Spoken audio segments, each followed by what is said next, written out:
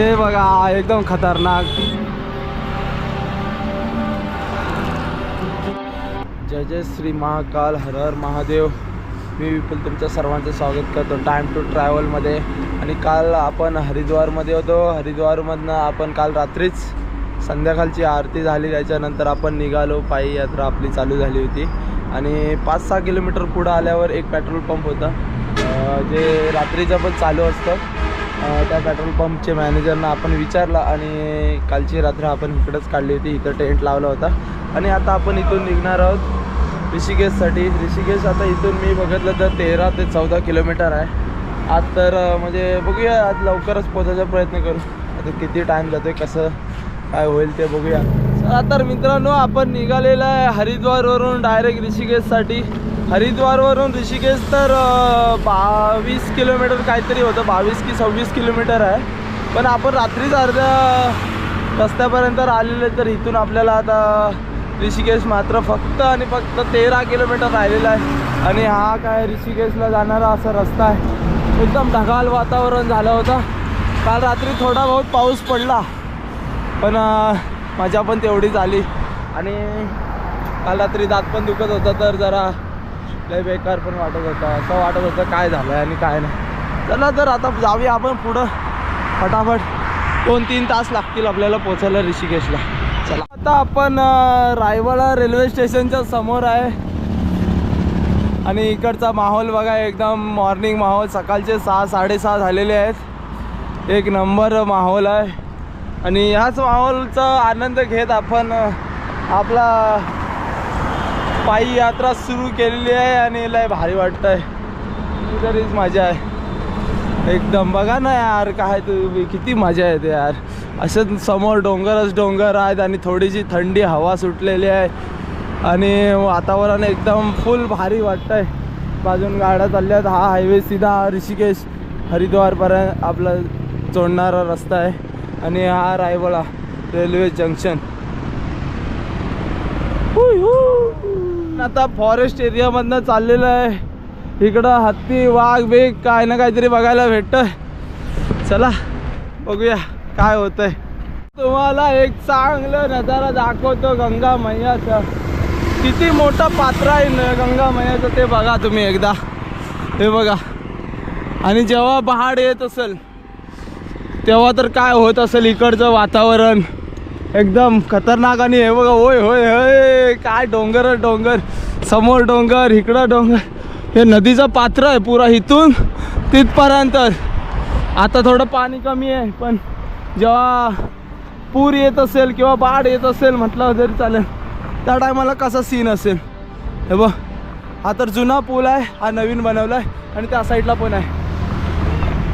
एक नंबर हवा, एक नंबर खतरनाक मजा येते भावानं। एकदम गार हवा सुटले, म्हणजे गरम होतच नाही। मेन म्हणजे सकाळचं 7 वाजायला आलेत, पण माहोल बघा कसा आहे। लोक इकडचे वॉकिंग डिस्टन्स पार करतायत आणि इकडचं वातावरण बघा, होय होय होय होय, खतरनाक खतरनाक व्ह्यू आहे भावानो। जसं गरम होतं ना 5-10 मिनटं चालल्यासारखं, असं काय वाटतच नाही मला तर। फुल AC मध्ये चालतं असं वाटतंय, एकदम फुल चिल्ड, एक नंबर। मित्रांनो, पाठीची आपण नदी बघितली, ती ऋषिकेशची बॉर्डर आहे आणि इथून पुढं आता ऋषिकेशच चालू झालेलं आहे। उत्तराखंड ऋषिकेश नाही म्हटलं तरी आपल्याला जिथं जायचं ते अजून 10 किलोमीटर लांब आहे। चला तर असे नजाऱ्यांचा आनंद घेत आपण पुढं जाऊया। लय जबरदस्त इकडच्या लोकांचं तर भाग्य आहे आणि आपल्याला तर नशीबच खुललेलं आहे की आपण चाललोय केदारनाथला।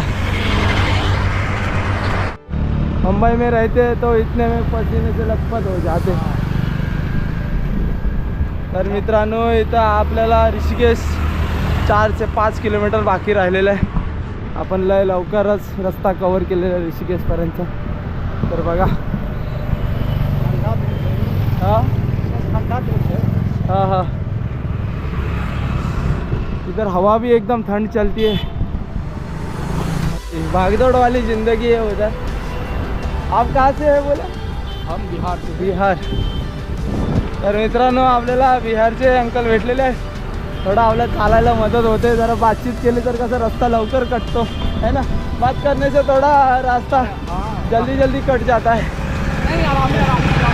हाँ वही तो, कोई पीछे नहीं लगा है, आराम से ही पहुंचना है. एकदम मज़ा आ रहा है. हाँ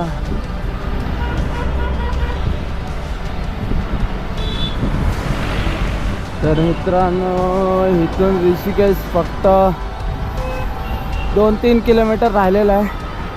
आरामात जाऊया आपण. आता 8 वाजून गेलेत, म्हणजे 9 वाजायला आलेत. 9 वाजेपर्यंत पोचलो आपण. सकाळी 6-6:30ला चालू केलं होतं. 3-4 तासामध्ये 12-13 किलोमीटर पार करून आपण ऋषिकेशच्या जवळ पोचलेलो आहे. ऋषिकेश शहर समोरच आहे, लक्ष्मण झुला समोर. आणि या साईडून जर तुम्हाला पुढं जायचं असेल ऋषिकेश सोडून तर बायपास पण आहे देवप्रयागसाठी. आपण पहिलं ऋषिकेशला जाऊ, त्याच्यानंतर पुढं जाणार आहे. हे इकडनं रस्ता आहे बायपास, बाहेर निघायला सीधा आपण डायरेक्ट शहरामध्ये चाललो आहे. आतमध्ये रामझुल्याजवळ चाललेलं आहे. तिथून आपल्याला गीता भवन एक आहे, तिथं फ्रीमध्ये राहायला खायला भेटतं आहे. तर बघूया आपण पोचल्यावर काय होतं तिकडं. चला. रस्ता काय असा आणि असे डोंगर आहेत, एकदम कडक मौसम आहे. तर मित्रांनो आता आपण पोचलेलो आहे अर्ध्या रस्त्यामध्ये. इथून फक्त 4 किलोमीटर ऋषिकेश आहे. लय भारी वाटतं आहे. गार हवा आणि इकडचे मार्केट, इकडच्या टॅक्स्या, गाडी लय जबरदस्त आहे भावानं, लय जबरदस्त आहे. लय मजा येते. तर बघा तुम्ही,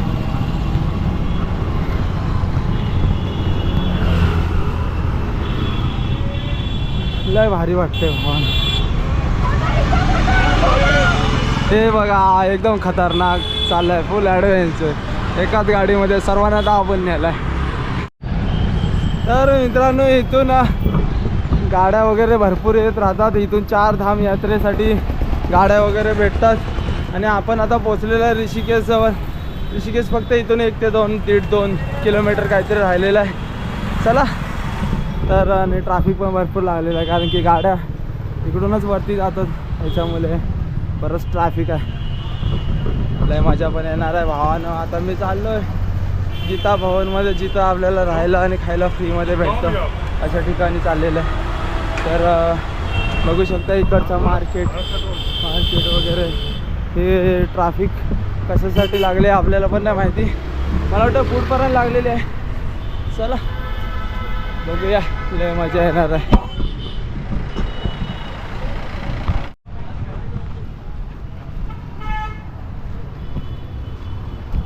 उत्तराखंड ऋषिकेश में आज सभी का स्वागत है. हर हर महादेव, हर हर महादेव. रुद्रप्रयाग बघा इथून 138 किलोमीटर आहे. श्रीनगर 103 किलोमीटर राहिलेलं आहे. चला. तर आता आपण जाऊया. आणि असे काय डोंगर आहेत, हे नवीनच आहेत कोणतरी. लय भारी मजा येणार आहे. एकदम जबरदस्त पहाड बिहाड आहे. हो होय होय हो. तर मित्रांनो आता आपण चाललेलो आहे जानकी सेतूच्या इकडे. इथून आपण गंगा पार करून जाणार आहोत जानकी सेतू. बघा हा काय असा मार्केट आहे इकडचा.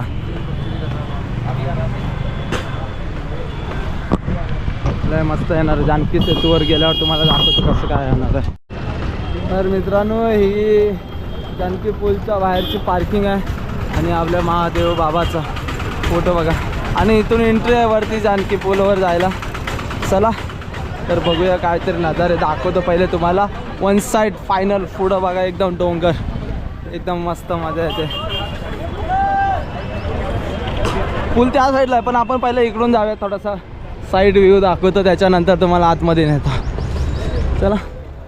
सर्व सोय आहे एकदम, पार्किंग वगैरे फुल एकदम आहे. तुम्ही आलात तर तुम्ही इकडं पार्किंग वगैरे लावू शकता जर तुमच्या गाड्या असतील.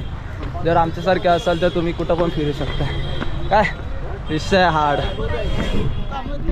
हे बघा होय होय होय. महागंगा एकदम आवडते. आणि मित्रांनो तर आपल्यासमोर तुम्ही बघत आहात हे आहे जानकी पूल आणि समोर आहे महागंगा. बघा किती लोक आहेत, एक नंबर व्ह्यू आहे. हे बघा जानकी पुलाचा बोर्ड लावलेला आहे आणि आपल्या समोर आहे जानकी पूल. प्रभू श्रीराम वगैरे. तर बघा भावानं काय नुसता व्ह्यू आहेत खतरनाकवाले आणि पब्लिक तर एकदम चेपून भरलेला आहे. जिकडं बघाल तिकडं पब्लिकच पब्लिक. होय होय होय होय एकदम रावस. तर भावाने हे बघा काय डोंगर आहेत, डोंगराच्या मधूनच गंगा चालू आहे. आणि मला वाटतं ही आपली चुकीची जागा आहे, इकडनं बाईकवाले जातात त्याच्यामुळे आपण आपण पब्लिक रूटने जाऊया, कारण की तिकडनं जायला भेटणार नाही. त्यासाठी गाडीवाले चालले, तिकडून गाडी येते आणि मधून आपण एकदम जबरदस्त. हे बघा वरती लिहिलेलं आहे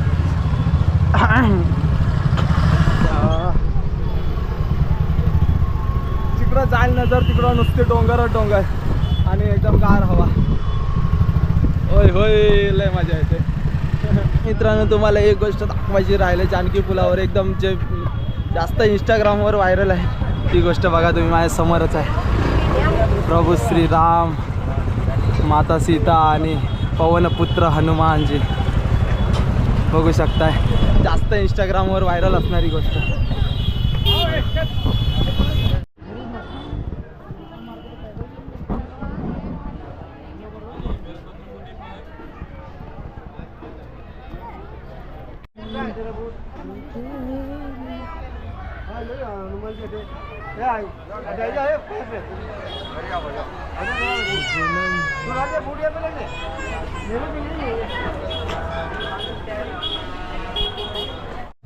तर मित्रांनो आपण गीता भवनमध्ये पण गेलो होतो, गीता आश्रममध्ये. आणि हे परमार्थ निकेतन इथं पण गेलो होतो. समोरच तुम्हाला बघायला भेटेल महादेवाचं मंदिर. इथं पण भावानो राहायची काय आपली सोय झालेली नाही आहे. गीता भवन तर फुल आहे आणि इथं तर नाहीच बोलले सीधा. आता आपण दुसरीकडे बघायला जाणार आहोत, बघूया आता चला. तर मित्रांनो आपण हरिद्वार ऋषिकेशमध्ये पोचलेले आहे हरिद्वारवरून. आणि आपण जात होतो रस्त्याने, तर हे दादाने आपल्याला बोलवलं इथं आणि बोलले कुठं चाललं आहे काय, सर्व विचारपूस केली आणि आता मला खायला दिलेलं आहे. तर खातो. आणि इथं पाठीमागच गुरुद्वारा आहे, तर तिथं पण आपल्याला राहायची सोय झाली तर चांगलंच आहे. तर बघूया होत आहे का नाही. जय भोले. गुरुद्वारा आहे, इथं लोकांना राहायला पण भेटतंय. बघा गुरुद्वारा